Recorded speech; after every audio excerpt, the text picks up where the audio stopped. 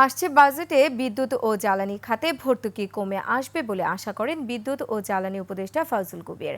বিদ্যুতের সীমিত লোডশেডিং হতে পারে বলে জানান তিনি। গ্যাসের চাহিদা পূরণে কূপ খননের পাশাপাশি জ্বালানি নীতি সংস্কারের তাগিদ দিয়েছেন বিশেষজ্ঞ ও অর্থনীতিবিদরা। তৌহিদুর রহমানের রিপোর্ট।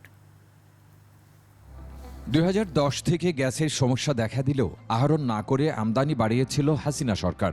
এতে সামগ্রিকভাবে খরচ বেড়ে যাওয়ায় নেতিবাচক প্রভাব পড়েছে উৎপাদনে। বর্তমানে এলএনজি 25% ব্যবহার হলেও 2030 সালে তা 75% উঠতে পারে বলে মনে করছেন বিশেষজ্ঞরা। ফোরাম ফর এনার্জি রিপোর্টার্সের সেমিনারে বিষয়টি উঠে আসে। সংকট মোকাবেলায় গ্যাস আহরণের বিকল্প দেখছেন না বিশেষজ্ঞরা। এক্সপ্লোরেশন না করে নিজের ফিল্ড থেকে এইভাবে গ্যাস বাড়ানো, এটা আমি মনে করি এটা ক্রিমিনাল অফেন্স।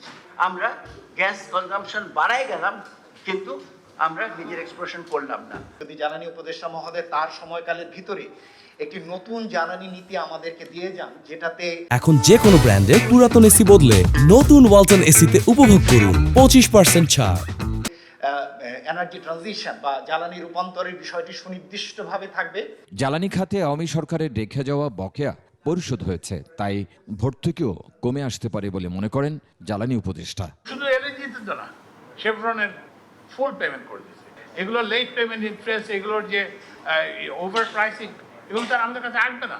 সুতরাং আগের বছর ভর্তুকি বাড়বে না, ভর্তুকি যদি সম্ভব হলে ভর্তুকি কমবে। গ্যাসের দাম বাড়ালে বিনিয়োগ কমবে, বিষয়টি সঠিক নয় বলে মনে করেন তিনি।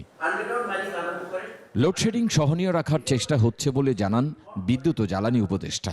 এই লোডশেডিংটাকে সীমিত রাখতে চেষ্টা করব। আপনি দেখছেন অলরেডি 16,000 মেগাওয়াট উৎপাদন হয়েছে, সেখানে 179 মেগাওয়াট লোডশেডিং হয়েছে। এফআরবির চেয়ারম্যান শামীম জাহাঙ্গীরের সভাপতিত্বে অনুষ্ঠানে পেট্রোবাংলার চেয়ারম্যান সহ ঊর্ধ্বতন কর্মকর্তারা উপস্থিত ছিলেন। তৌহিদুর রহমান, 21 টেলিভিশন, ঢাকা।